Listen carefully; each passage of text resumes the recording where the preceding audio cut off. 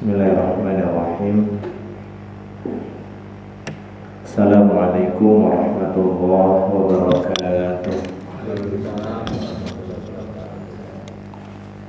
Alhamdulillah, tsumma salatu wassalamu ala rasulillah wa ala alihi wa sahbihi wa mawalah, wa la hawla wa la quwwata illa billah. Rabbi shrah li sadri wa yassir li amri wahlul 'uqdatam min lisani yafqahu qawli.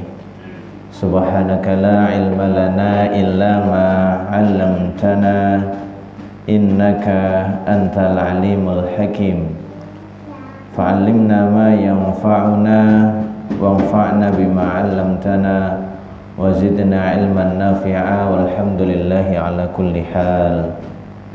Ma'asyiral muslimin, jamaah majelis kajian hadis arba'in, bapak-bapak, ibu-ibu yang sangat kami hormati dan semoga senantiasa dibimbing, dijaga dan dirahmati oleh Allah Subhanahu wa taala.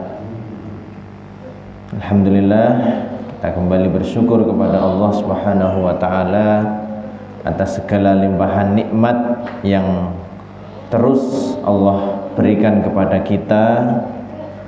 Sampai saat ini kita masih diberikan keistiqomahan, alhamdulillah, keistiqomahan memegang teguh iman Islam kita, nikmat sehat, nikmat sempat, kita bisa berkumpul di sini dalam rangka thalabul ilmi. Semoga menjadi wasilah semakin berkahnya hidup kita, menjadi wasilah kita semakin dekat dengan ridha Allah Subhanahu wa taala. Melanjutkan pembahasan kajian hadis arba'in, kajian syarah penjelasan hadis arba'in, masih di hadis yang ke-9, yang mana pada penggalan akhir hadis ke-9 kemarin Rasulullah menyampaikan kepada umatnya, kepada para sahabat saat itu dan untuk kita semua, kabar bahwa sesungguhnya umat-umat sebelum kalian, kata Rasulullah, ini umat-umat terdahulu itu dibinasakan karena dua hal. Satu, banyak bertanya. Dua, kemudian banyaknya menyelisihi nabi-nabi mereka. Kaitannya dengan bertanya sudah kita bahas pada pekan yang lalu, bahwa yang dimaksud adalah larangan bagi para sahabat yang memang saat itu sehari-hari mukim dan mulazamah bersama Rasulullah SAW. Sahabat-sahabat yang saat itu tinggal di Madinah, yakni ketika Rasulullah menyampaikan wahyu yang turun kepada beliau, disampaikan, diajarkan kepada para sahabat, Rasulullah melarang agar jangan banyak bertanya, karena kaitannya dengan ketika ada hal-hal yang memang dibutuhkan oleh umat ini pasti akan diterangkan oleh Allah tanpa perlu adanya pertanyaan terlebih dahulu, karena memang saat itu masih proses tasyri', masih proses pensyariatan. Jadi maksudnya seperti itu. Karena umat-umat terdahulu, umat nabi-nabi sebelumnya, ketika para nabinya menyampaikan bahwa Allah menurunkan begini, itu langsung kemudian sikap mereka bukan sami'na wa ata'na, tapi kemudian banyak bertanya dengan tujuan pembangkangan dan nyari-nyari celah dan lain sebagainya. Nah, maka ini kita lanjutkan bahwa para ulama itu memilah-milah tentang hukum soal, hukum pertanyaan. Tentunya kalau bagi kita ya, generasi yang sudah rentang sekitar 14 abad dari sejak proses turunnya wahyu, sejak proses pensyariatan, di antara hal yang menjadi keyakinan bersama Bapak Ibu yang dirahmati oleh Allah Subhanahu wa taala, monggo sugeng rawuh ibu-ibu. Oh, tilian rumiyin nggih. Alhamdulillah. Ya, di antara hal yang menjadi keyakinan kita, dan ini termasuk bagian daripada akidah, bahwa ketika Rasulullah beliau telah wafat, itu wahyu sudah berhenti turun. Proses pensyariatan sudah tuntas, sudah selesai, sehingga syariat Islam telah paripurna. Generasi-generasi setelahnya itu tinggal kemudian mempelajari, berupaya memahami, ya, kemudian mengamalkan, mengajarkan. Kalau dulu pas masih proses wahyu itu masih proses turun dan belum selesai, Rasulullah melarang, ya, untuk sahabat yang saat itu memang sehari-hari bersama beliau, jangan banyak bertanya, nanti dikhawatirkan tersebab pertanyaan itu menjadi diberatkannya tuntutan-tuntutan syariat, taklif daripada syariat. Nah, ini kita bahas kaitannya dengan hukum pertanyaan, ya, dipilah-pilah, diklasifikasikan oleh para ulama bahwa hukumnya memang berbeda-beda tergantung motivasi dan orientasi daripada pertanyaan itu. Yang pertama adalah pertanyaan yang memang kita itu diminta oleh syariat untuk bertanya, dalam arti untuk mencari tahu, untuk mempelajari. Yang diminta ini kemudian juga dipilah, ada yang fardhu ain. Fardhu ain artinya setiap muslim, setiap kita itu wajib harus mencari tahu ilmunya, bertanya tentang ilmunya, yaitu ketika berkenaan, ya, bahkan seorang muslim nggak boleh kemudian dia nggak tahu kok kemudian diam saja kaitannya dengan hal ini tadi, ini nanti, yaitu, ya, yang berkaitan dengan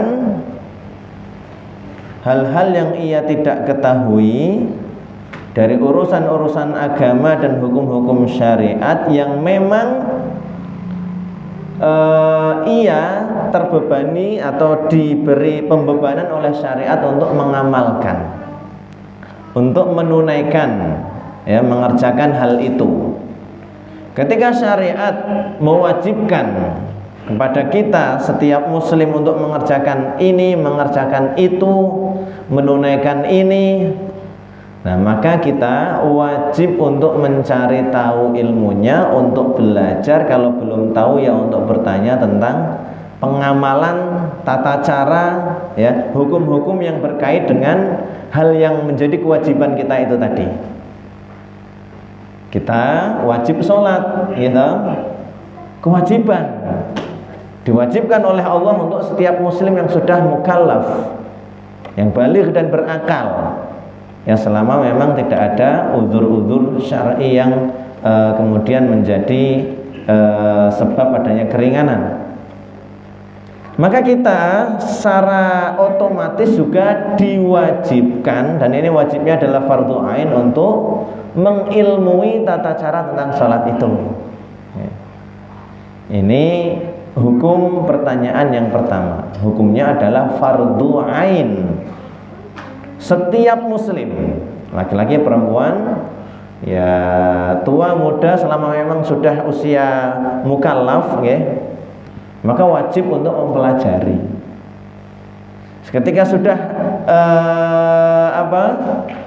berkewajiban untuk zakat, maka secara otomatis dia juga berkewajiban untuk tahu ilmu tentang zakat. Kalau nggak tahu, fas'alu ahla dzikri in kuntum la ta'lamun, tanyalah kepada orang yang mengetahui, orang yang berilmu, yang menguasai jika kalian tidak tahu. Ketika secara syar'inya, secara syariatnya dia telah wajib haji, ya harus belajar ilmu tentang haji. Mau menikah, belajar ilmu tentang menikah. Ketika sehari-hari dia aktivitasnya jual beli, maka fardu ain bagi dia untuk mengkaji, mempelajari ya hukum-hukum syariat, aturan-aturan syariat seputar jual beli itu tadi. Ini yang pertama. Yang kedua, fardu kifayah. Ya, yang mana memang enggak wajib atas setiap muslim, tapi menjadi kewajiban kolektif, kewajiban secara komunal gitu ya, secara kewajiban umat. Enggak harus semuanya, memang enggak wajib atas setiap muslim, tapi harus ada di antara sebagian umat yang mencari tahu, mempelajari untuk nantinya menguasai, yaitu ketika pertanyaan-pertanyaan atau kemudian mencari tahu, belajar tentang mendalami ya, atau tafaqquh, menguasai secara luas tentang agama, menguasai secara luas tentang hukum-hukum syariat dan yang berkaitan dengannya. Tidak sekedar untuk dia mengamalkan. Kalau yang fardu ain tadi kan ilmu yang kita memang wajib untuk tahu untuk tujuan kita mengamalkan. Tapi kalau yang fardu kifayah ini cakupannya lebih luas. Artinya ngeten, enggak semua umat Islam itu harus jadi ustadz, misal kalau di bahasa kita ya, atau orang yang alim dalam agama, enggak semuanya, tapi harus ada di tengah-tengah umat agar nanti menjadi rujukan umat ketika hendak menanyakan tentang agama ini, agar ada yang menjelaskan kepada umat, ada yang memberitahu. Ini yang kedua, mempelajari kemudian ya bahasa Arab secara mendalam. Enggak semuanya wajib, tapi harus ada. Mengkaji fikih, usul fikih, hadis, tafsir secara penguasaan yang mendalam, tidak sekedar untuk tujuan mengamalkan, tapi untuk menjaga agama, agar agama tidak hilang ya. Tujuannya tidak sekedar untuk mengamalkan, tapi untuk menjaga agama Allah Subhanahu wa taala, yang kemudian nanti dia mengemban peran untuk berfatwa, untuk kemudian menghukumi masalah-masalah, kemudian untuk mengemban amanah-amanah dakwah dan lain sebagainya. Yang seperti ini fardu kifayah. Fardu kifayah itu adalah ya kewajiban syariat atas umat Islam ini secara kolektif. Kalau fardu ain, kewajiban syariat atas setiap umat secara personal. Jelas ya? Nah, fardu kifayah itu secara kolektif, artinya ya enggak semuanya berkewajiban, tapi harus ada. Kalau sampai enggak ada sama sekali, umat secara keseluruhan ketatrapan dosa ya, terkena dosanya. Maka ya kita berupaya, berlomba-lomba untuk mengemban fardu kifayah ini. Jangan sampai kemudian mentalnya adalah kan cuma fardu kifayah, enggak semuanya harus. Ya udah biar yang lain saja, enggak. Kita berupaya harus ada di tengah-tengah umat ini yang kemudian ia menjadi penggerak-penggerak kegiatan-kegiatan dakwah Islam. Saya tak mengemban peran itu. Saya kapasitas saya apa? Maka ya memang menjadi fardu kifayah umat untuk kemudian ada ahli di setiap bidangnya. Tujuannya nanti adalah untuk ya membawa agama ini, membawa umat ini agar semakin kuat. Maka ada ayat wa a'iddu lahum mastata'tum min quwwah, dan persiapkanlah untuk menghadapi musuh-musuh itu mastata'tum, apa-apa yang kalian mampu, min quwwatin, dari kekuatan.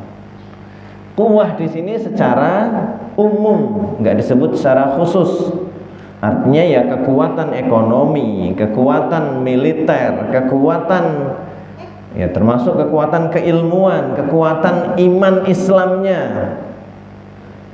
kekuatan agar kemudian memang umat ini secara kolektif ya, secara keseluruhan itu ya kuat, terlihat kuat, punya power di hadapan musuh-musuh Islam. Ada yang sehingga kemudian nanti di antara umat ini ya hendak ada, ya harus ada sebagian dari umat ini yang saya tak menjadi yang ahli di strategi perang. Misal saya tak yang ahli dalam hal ilmu agama, saya bagian menguatkan keimanan keislaman umat ini yang jadi ustadz. Jadi banyak saya yang menjadi ahli di bidang penguatan ekonomi umat ya.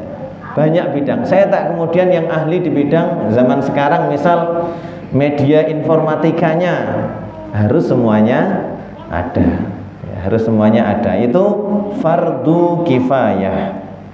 Sehingga memang bahkan di sini Allah Subhanahu wa taala berfirman, "Wa ma kanal mu'minuna liyanfiru kaffah falaula nafara min kulli firqatin minhum ta'ifatun liyatafaqahu fid din wa liyunziru qaumahum idza raja'u ilaihim la'allahum yahzarun." Janganlah kemudian semua orang beriman itu secara keseluruhan terjun ke medan jihad peperangan ya, jihad perang, medan pertempuran. Hendaknya ada dari sebagian umat ini sekelompok orang yang jihadnya itu liyatafaqahu fiddin, untuk tafakuh dalam urusan agama. Tafakuh itu ya memahami secara mendalam ya, memahami secara mendalam dalam urusan agama ini. Tujuannya apa? Waliyunziru qaumahum idza raja'u ilaihim la'allahum yahzarun, agar mereka ini nanti yang telah tafakuh fiddin itu ya mengambil peran untuk memberi peringatan kepada umat ya, ketika mereka setelah tafakuh fiddin telah kembali ke tengah-tengah masyarakat, tengah-tengah umat, la'allahum yahzarun, agar umat itu nantinya dalam menjalani kehidupan berhati-hati ya, berhati-hati. Artinya memang ya dalam Islam kan ya ada batasan-batasan, ada rambu-rambu Allah, mana yang boleh, mana yang enggak boleh, mana yang halal, mana yang haram. Siapa yang berkewajiban menjelaskan ini tadi ya, yang yatafaqahu fiddin, harus ada ya, harus ada. Ayat ini niku di surat At-Taubah runut-runutannya dalam pembahasan perintah jihad perang. Allah sampai kemudian merasa ya Allah perlu untuk menyisipkan peringatan ini. Jangan semuanya perang, jangan semuanya jihadnya terjun ke medan pertempuran. Hendaknya ada yang mengambil peran jihadnya itu dengan tafaquh fiddin, mendalami ilmu agama. Karena itu juga sama pentingnya, karena kalau itu nanti nggak ada ya umat nggak ada yang bimbing, nggak ada yang memberi peringatan, dan itu sangat bahaya. Kemudian yang ketiga adalah pertanyaan-pertanyaan yang hukumnya sunnah, atau mencari tahu yang hukumnya sunnah, yakni disunnahkan bagi seorang muslim untuk mencari tahu ya, mencari ilmunya tentang hal-hal ini, yaitu ketika berkenaan dengan amalan-amalan yang secara syariat hukumnya dia sunnah mengerjakan ya, berkenaan berkaitan dengan amalan-amalan sunnah, maka sunnah pula bagi seorang muslim, setiap muslim untuk mencari tahu ilmunya ya. Nanti pengerjaannya sunnah, maka menanyakan tentang hal itu juga sunnah lah, ngoten. Kemudian itu tadi soal-soal yang kita oleh syariat itu diminta ya, diminta untuk mencari tahu, diminta untuk menanyakan kalau belum tahu, Ada yang fardu ain, ada yang fardu kifayah, ada yang sunnah. Nah, kemudian ada pertanyaan-pertanyaan yang dilarang oleh syariat. Ini nanti juga bertingkat-tingkat ya. Yang tingkatan paling tinggi, yang paling artinya larangannya itu kuat adalah pertanyaan yang memang haram. Pertanyaan yang diharamkan oleh syariat. Ay ya'samul mukallafu bihi. Maksud haram ya kalau seorang mukallaf tetap melakukan, tetap menanyakan, ya dia berdosa. Di antaranya adalah as-su'alu amma akhfahu Allah ta'ala an ibadihi wa lam yutalli'uhum alaihi. Bertanya tentang hal-hal yang memang rahasiakan oleh Allah dari hambanya, dan memang Allah nggak ngasih tahu. Wa akhbaru anna ilmahu khassun bihi subhanah, dan Allah mengabarkan bahwa ilmu tentang hal itu kekhususan Allah, hanya Allah yang mengetahui. Seperti halnya ini ketika sudah tahu bahwa itu rahasia ilahi, rahasia Allah, tapi tetap mengulik-ngulik, nyari tahu. Kalau memang nggak tahu kalau itu adalah kekhususan ilmunya kekhususan Allah, ya nggak berdosa tentunya. Seperti bertanya tentang waktu terjadinya kiamat. Kita sudah pernah tahu bahwa itu rahasia, tapi tetap kiamat janjinya ki sok kapan? Tanggal piro, tahun piro? Itu kan satu kerahasiaan yang memang Allah tidak memberitahu, tidak mengabarkan ilmunya kepada makhluk. Rasulullah pun nggak tahu. Ketika Rasulullah ditanya saat itu dalam hadis Arba'in yang kedua dulu ya, hadis Jibril yang datang ke majelis Rasulullah, hadir dalam majelis Rasulullah dalam wujud seorang laki-laki itu. Salah satu pertanyaan, tapi ini pertanyaan ini kan dengan tujuan untuk mengajarkan kepada umat Islam saat itu. Akhbirni anisa'ah, berilah kabar kepadaku tentang hari kiamat. Jawaban Rasulullah, mal mas'ulu anha bi'a'lama minas sa'il. Tidaklah yang ditanya itu lebih tahu daripada yang bertanya. Rasulullah tahu kalau itu Jibril ya. Jibril mungkin lebih tahu, tapi Jibril pun juga nggak tahu pastinya kiamat itu kapan. Kalau yang sudah umur agak banyak, mungkin dulu sempat dengar era-era tahun 2011, 2010, 2012 kiamat, sampai difilmkan. Siapa dia, tahu informasi dari mana? Laniko ya, Mama Loren kan. Cuman kan ya nggak terbukti, nggak mungkin. Hanya Allah yang tahu. Dan kita nggak perlu menanyakan tentang hal itu. Pas ada seorang Badui pada pertemuan kemarin kayaknya disebutkan, pertemuan pekan lalu, bertanya kepada Rasulullah, Rasulullah kapan nanti terjadinya kiamat itu? Rasulullah jawabnya bahwa wailakum, celaka engkau, wa ma'adatta laha. Balik bertanya saja, apa yang telah engkau siapkan? Tidaklah aku menyiapkan apapun kecuali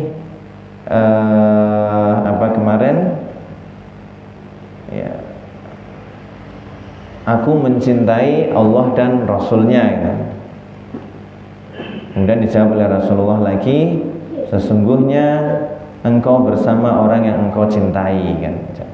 Kemudian kabar itu juga kan memberikan kabar gembira bagi para sahabat yang hadir di majelis saat itu. Kemudian di antara pertanyaan yang diharamkan oleh syariat adalah pertanyaan-pertanyaan yang diajukan tapi dengan tujuan untuk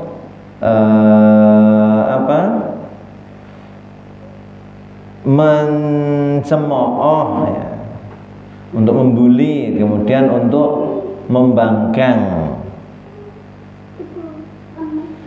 Dulu kan gitu ya, Bani Israel itu ya. Memang sudah membangkang sejak zaman Nabi Musa, Nabi Isa, seperti itu karakternya. Kalau ada yang disampaikan Allah memerintahkan gini, nanti mesti akan ada bantahan apa dan lain sebagainya. Maka pertanyaan dengan tujuan untuk pembangkangan dan mencemooh, yaitu dilarang. Nah, ini Ibnu Abbas radhiyallahu anhu maqal, diriwayatkan dari sahabat Ibnu Abbas radhiyallahu anhu, beliau mengatakan ya, bahwa ada sekelompok kaum yang bertanya kepada Rasulullah istihzaan. Ya, istihzaan itu ya dalam rangka ngolok-ngolok, ngejek, menyepelekan. Fayaqulur rajulu, salah seorang di antara mereka ada yang bertanya, man abi, siapa ayahku? Pertanyaan seperti itu. Jadi janjinya beneran nabi apa ora, aja lah takoi siapa ayahku. Wa yaqulur rajul tadhillu naqatuhu aina naqati. Ada seorang lagi yang ontanya itu kabur, ya bertanya kepada Nabi, di manakah ontaku saat ini? Fa anzalallahu hadhil ayah. Kemudian Allah menurunkan ayat berikutnya, ayyuhalladzina amanu la tas'alu an asya'a in tubdalakum tasukum. Wahai orang-orang yang beriman, janganlah kalian menanyakan sesuatu yang kalau ditunjukkan kepada kalian jawabannya justru nanti itu akan mencela kalian.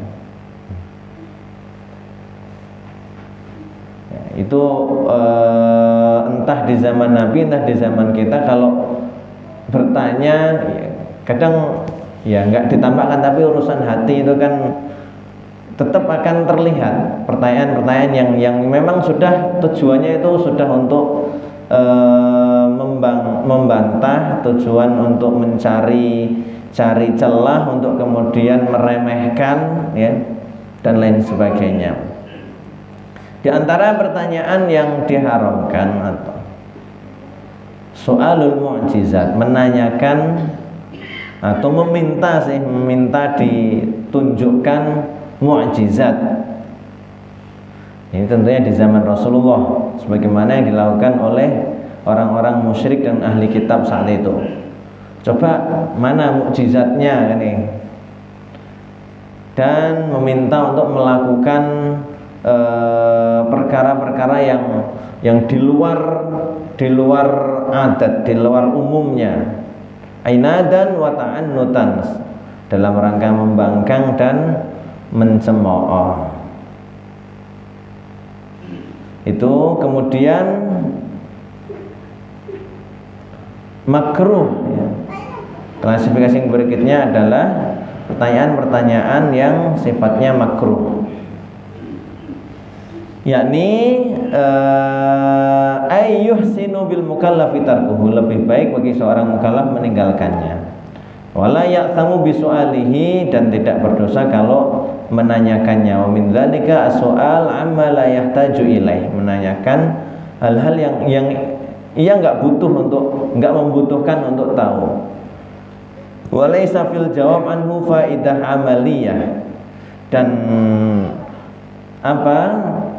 misal pun kemudian dijawab itu juga tidak ada faidah pengamalan, enggak berbuah amal. Wa rubbama kana fil jawabi ma yasu'us sa'il, dan barangkali bahkan dalam jawaban itu ada yang nantinya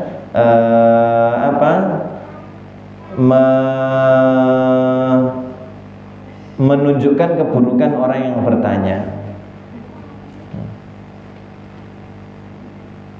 Ya, hal-hal yang tidak terlalu ada faedahnya, enggak juga berkaitan dengan amal ya, itu makruh.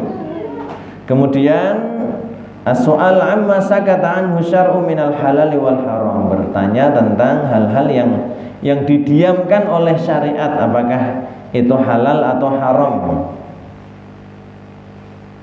Dan syariat tidak memberi penjelasan apakah hal tersebut itu diminta atau dilarang. Fa inna soal anhu rubbama kana sababan litaklif bihi ma'a tasydid fihi fayatarattabu ala dzalika wuqu'ul muslimin fi harajin wa masyaqqah kana sa'ilu sababan fiha. Karena menanyakannya boleh jadi nanti menjadi sebab semakin diperberatnya perintah syariat, pembebanan syariat, yang nanti akan menyebabkan kaum muslimin mendapatkan kepayahan dalam mengerjakannya, dan penyebabnya adalah orang yang bertanya itu tadi. Sehingga memang ada satu hadis, inna a'dhamal muslimina fil muslimina juruman man sa'ala an syai'in lam yuharram 'alal muslimina fa hurrima 'alaihi min ajli mas'alatihi. Di antara bentuk jarimah yang paling agung, bentuk jarimah itu kejahatan gitu ya, yang paling besar yang dilakukan seorang muslim atas muslimin lainnya adalah ketika ia menanyakan sesuatu yang awal mulanya nggak diharamkan atas umat Islam, tapi kemudian menjadi diharamkan tersebab pertanyaannya itu tadi ya. Tapi kemudian Imam Nawawi menjelaskan bahwa ya hadis ini atau dosa atau kejahatan ini itu ya pas zaman Nabi dulu, pas proses pensyariatan masih berlangsung. Kalau sudah setelah wafatnya Rasulullah kan sudah tidak ada pengharaman baru. Penghalalan, perintah, larangan itu sudah tuntas ketika proses masa Rasulullah, proses wahyu turun. Setelah itu sudah nggak ada ya. Sebagaimana dulu ahlul kitab melakukan seperti itu. Di sini ada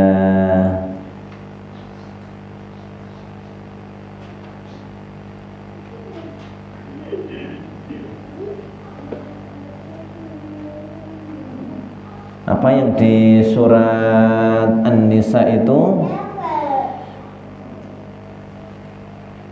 fabidzulmin minal ladzina hadu harramna 'alaihim thayyibatin uhillat lahum wa bisaddihim 'an sabilillahi katsira. Tersebab kezaliman dari orang-orang Yahudi itu, harramna 'alaihim, kami sebagai konsekuensinya kami haramkan atas mereka thayyibat, hal-hal yang awal mulanya itu hal baik, enggak diharamkan, tapi karena tingkah mereka sendiri akhirnya menjadi diharamkan. Juga dalam kisah perintah untuk menyembelih sapi gitu ya, itu ada di surat Al-Baqarah, ketika Allah memerintahkan kepada kaumnya Nabi Musa saat itu, wa idz qala Musa liqaumihi innallaha ya'murukum an tadhbahu baqarah.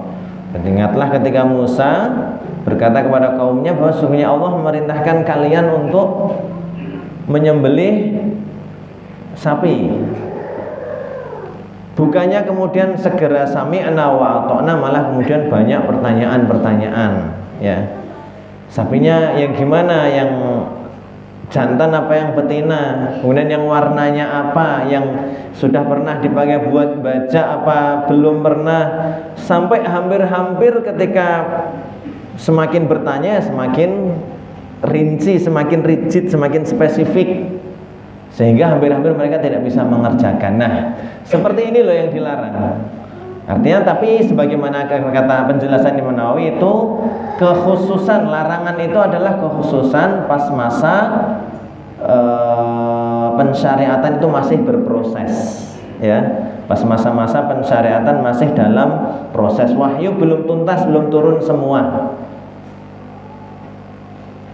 Kalau sudah setelah wafatnya Rasulullah, sudah tidak ada yang punya otoritas pensyariatan.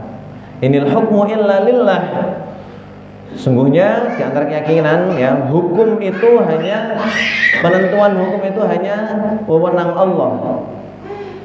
Dan utusan Allah untuk menyampaikan kepada umat ya Rasulullah. Wahyu turun kepada beliau, disampaikan kepada umat. Setelah wafatnya beliau, berarti proses turunnya wahyu sudah tuntas, sudah selesai, nggak ada lagi wahyu turun.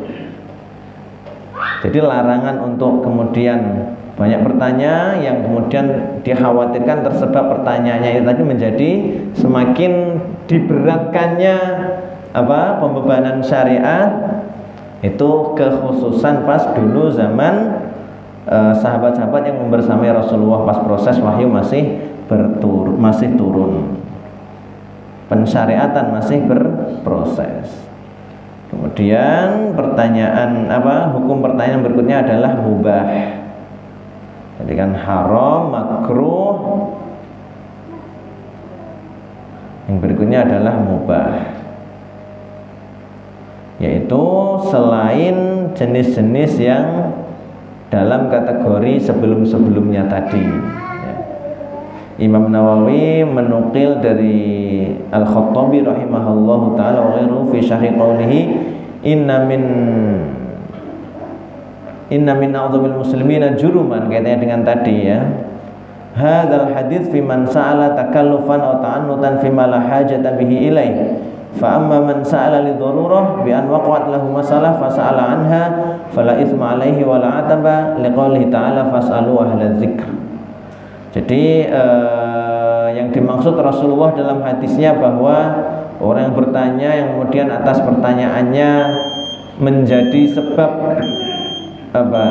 beratnya pembebanan syariat itu termasuk jarimah, termasuk kemudian kriminal atau kejahatan yang besar ya, itu maksudnya adalah bagi orang yang bertanya dalam rangka menentang dan takallufan, melebih-lebihkan yang enggak ada hajat kepada itu. Adapun orang yang bertanya karena memang dia butuh tahu, karena ada permasalahan yang terjadi pada dia dan dia pengen tahu hukum dan ketentuannya, maka tidak ada dosa dan tidak ada celah baginya. Liqaulihi ta'ala, disandarkan pada firman Allah, fas'alu ahla dzikri in kuntum la ta'lamun. Dari hadis tadi itu kan ada penjelasan di antara yang menyebabkan binasanya umat-umat terdahulu itu banyak bertanya. Tapi di ayat kan ada perintah untuk bertanya kepada ahli dzikri. Nah, kemudian perincian penjelasannya adalah ini tadi, ya, sebagaimana yang telah kami sampaikan. Fas'alu ahla dzikri in kuntum la ta'lamun, dan bertanyalah kepada orang yang mengetahui, orang yang berilmu, orang yang ahli ilmu jika kalian tidak mengetahuinya. Ya, ada pertanyaan yang diperintahkan, tapi ada pertanyaan yang dilarang. Rincian-rinciannya secara klasifikasinya adalah dari yang fardu ain, fardu kifayah, kemudian sunnah, haram, makruh, mubah ya. Demikian untuk pembahasan yang bisa kita bahas pada kesempatan malam hari ini. Kita bahas tentang apa tadi? Tentang pertanyaan, tentang upaya mencari tahu, mencari ilmunya gitu ya.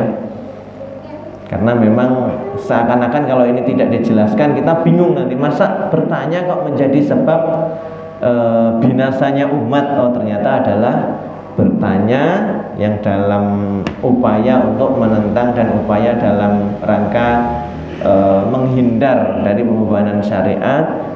Dan itu adalah juga kekhususan di zaman pas wahyu masih berproses turun. Semoga sedikit yang kita bahas tadi menjadi ilmu yang bermanfaat untuk kita semua, menjadi satu kefahaman yang bisa kita jadikan pegangan dalam nantinya menjalani kehidupan sehari-hari.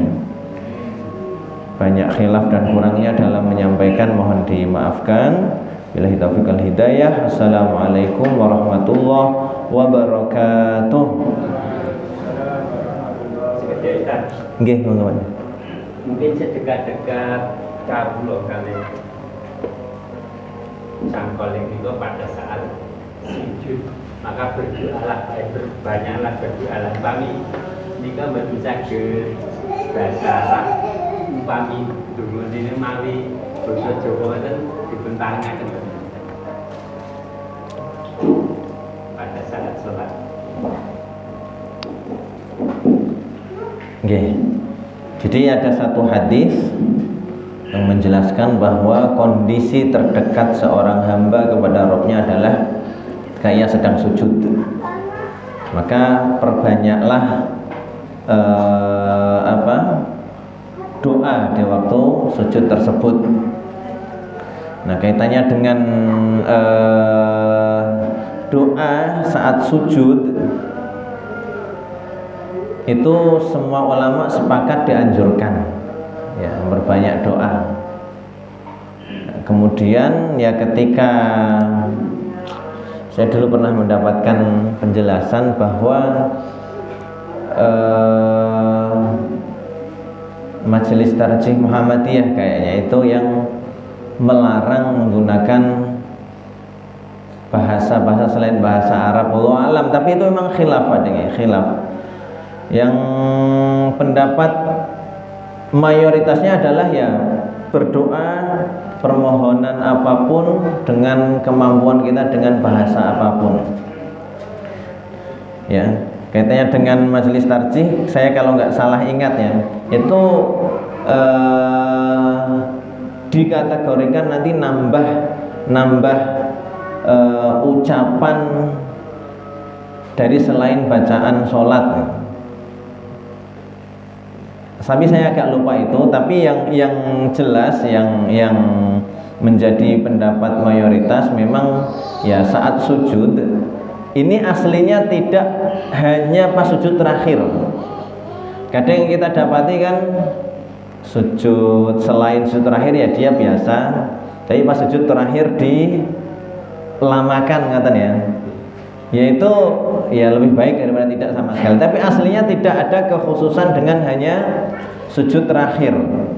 Sujud setiap sujud di setiap rakaatnya. Jikalau memang kita nggak sedang buru-buru sholatnya ngoten atau nggak ngimami banyak orang, setiap sujud ya dianjurkan untuk lebih lamakan ya dengan membaca atau mengutarakan doa-doa dan harapan-harapan kita. Wallahu a'lam bishawab. Cuman kaitannya dengan apakah itu dibolehkan pakai bahasa apapun, itu yang saya agak ya perlu merujuk dan mencari-cari tahu lagi, Pak. Tapi kalau dianjurkannya doa, memperbanyak doa itu memang iya. Ya, berdasar hadis itu tadi yang panjenengan sebutkan. Ngoten. Apakah boleh pakai bahasa Jawa, bahasa Indonesia ya? Nanti coba tak nyari-nyari tahu rumiyin. Tapi lebih amannya ya doa-doa yang insya Allah setiap kita hafal, doa-doa pakai bahasa Arab. Kalau Rabbana atina fid dunya hasanah kan insya Allah setiap kita hafal, dan itu doa paling banyak diucapkan oleh Rasulullah. Rabbana atina fid dunya hasanah wa fil akhirati hasanah wa qina adzabannar, dan sudah mencakup semuanya. Maka dia kan diistilahi sebagai doa sapu jagat katanya. Karena doa yang paling dia sederhana tapi cakupannya ya sudah semuanya. Rabbana atina fid dunya hasanah, di dunia minta kebaikan, wa fil akhirati hasanah, di akhirat minta kebaikan, wa qina adzabannar, dan lindungi kami dari azab neraka. Kenapa redaksinya bukan dan masukkanlah kami ke dalam surga? Ternyata penjelasannya ngeten. Nek dimasukkan ke surga itu belum tentu selamat dari azab neraka. Ya sok ada yang kemudian dikumbah, dicuci di neraka dulu. Tapi kalau permohonannya adalah waqina adzabannar, dan jagalah kami dari azab neraka, itu pasti dimasukkan ke surga. Nah, harapannya ya semoga kita berharap semoga kita semua termasuk yang langsung saja, langsung tanpa perlu kumbah dicuci terlebih dahulu di neraka. Semoga, Allahumma amin. Begitu. Assalamualaikum warahmatullahi wabarakatuh.